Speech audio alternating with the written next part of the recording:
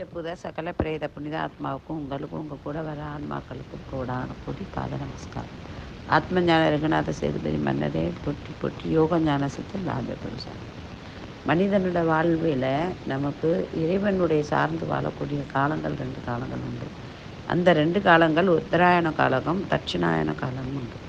இந்த தட்சிணாய காலம்னா என்ன? நிறையா பேருக்கு இந்த தட்சிணாய காலம்னா என்ன, உத்தராய காலம்னா என்னன்னு தெரியாது.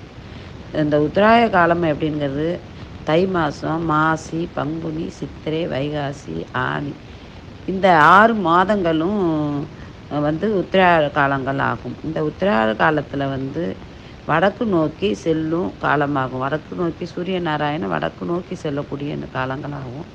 இந்த காலங்களில் தேவர்கள் ஒரு பகலாகும், ஒரு பகல் பொழுதாகும்.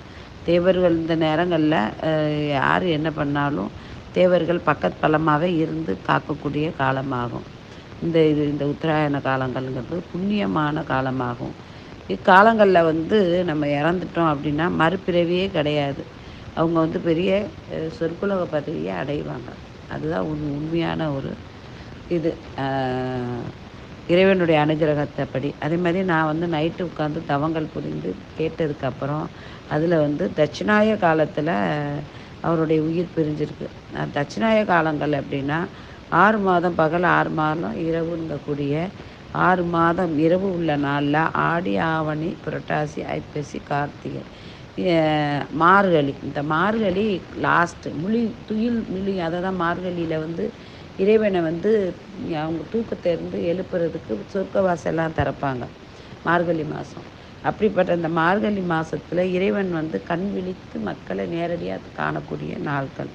இந்த மார்கழியில் அவர் உயிர் நம்ம கேப்டன் பிரபாகர் விஜயகாந்த் அவர்கள் இறைவன் சொர்க்க வாசைக்கு போயிருக்காங்க.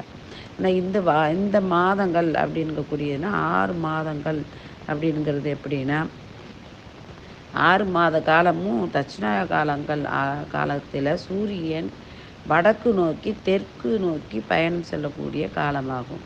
அப்படி பயணம் செல்லும்போது தேவர்களும்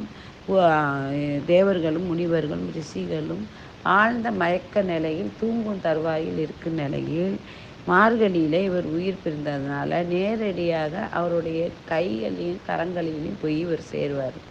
அதனால் அது மாத்திரம் இல்லை, அவருக்கு கடைசி நேரத்தில் தான் நிறையா நம்ம வாழணும், நல்லா செய்யணும், நல்லா பண்ணணும் நம்ம அப்படின்னு நினச்சிக்கிட்டாரு. ஆரம்ப காலத்தில் அவர் அதை பற்றி இது பண்ணலை. சரி இருப்போம் அப்படிங்கிற மாதிரி. அதே சமயத்தில் அவங்க வீட்டில் உள்ளவங்களுக்கு ஒரு முக்கியமான செய்தி சொல்ல விரும்புகிறேன். அவங்க வந்தாங்கன்னா கண்டிப்பாக நான் சொல்லுவேன். ஆனால் இது பப்ளிக் இதில் சொல்ல எனக்கு விருப்பம் இல்லை, யாருக்கும் சொல்ல விருப்பம் இல்லை. ஆனால் அவருடைய ஆன்மா உறங்கும் தருவாயில் லாஸ்ட்டு உள்ள கழிவு இதில் போயிருக்கு.